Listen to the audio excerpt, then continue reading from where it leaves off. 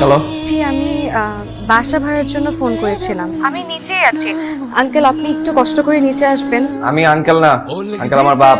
নিচে থাকেন, আসছি। আপনি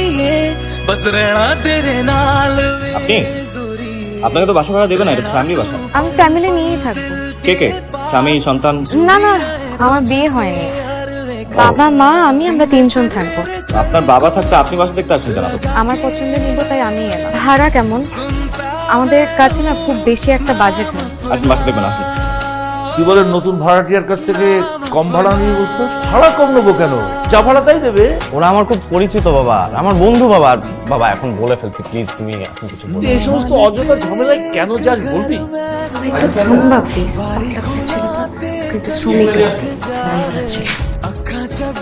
ও এখানে এরকম কাজ করতেছে, ওর ধান্দাটা কি?